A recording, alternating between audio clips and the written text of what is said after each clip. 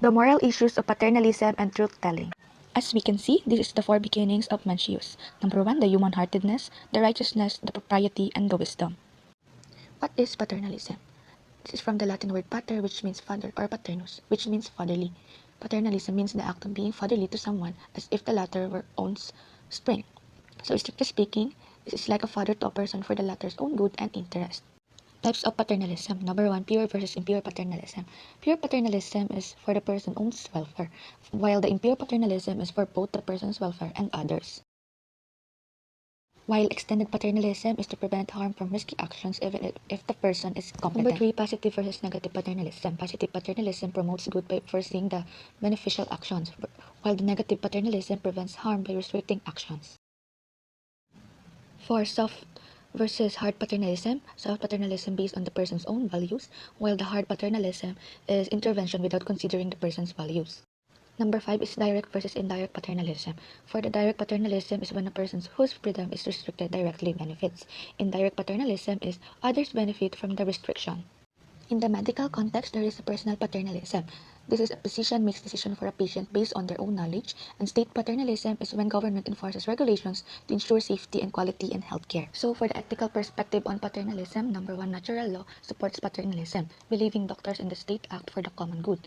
For the Kantian ethics, generally opposes paternalism, except when the patient is unconscious and unable to act autonomously.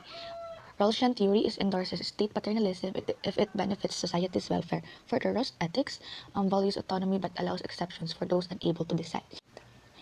Utilitarianism supports paternalism if it maximizes the greatest good for the greatest number. Truth-telling. Patients have the right to know the truth about their condition, and doctors are generally obliged to provide honest information. However, some argue that withholding the truth is acceptable if it benefits the patient, especially in severe cases where knowing the truth may worsen their condition.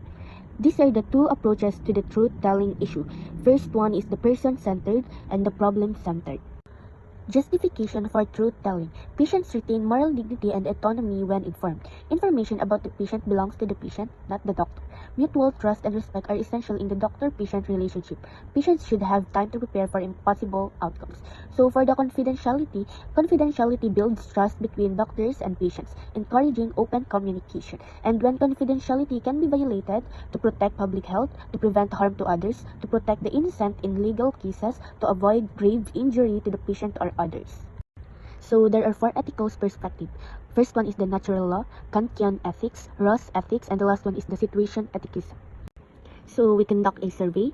These are the survey results. So according to our survey, which we conducted among our family and classmates, 71.43% of respondents believe patients have the right to know their diagnosis, while 28.57% think it depends on the patient's emotional state. Regarding paternalism, 71.43% support doctors providing information gradually to reduce distress, while 28.57% prefer immediate honesty. When it comes to withholding information, 57% agree that it can be justified to protect a patient's well-being. Additionally, 71.43% feel comfortable knowing information was withheld for their benefit, while 28.57% would prefer complete transparency.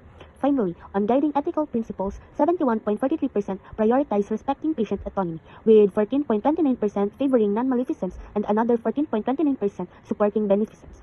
These findings from our family and classmates highlight that while autonomy is valued, many also recognize that paternalistic decisions may be justified in certain situations. Conclusion. Paternalism in healthcare is when doctors make decisions for patients to protect their well-being, especially if patients can't decide for themselves. While it may limit autonomy, it can be justified to prevent harm or provide significant benefits. Truth-telling is generally essential, as patients have the right to know their condition to make informed choices. However, doctors may withhold information temporarily if it could cause severe distress. Confidentiality ensures patients' privacy, but it can be broken if withholding information threatens others, like in contagious diseases. Balancing these principles requires respecting patient rights, ensuring safety, and acting in society's best interest.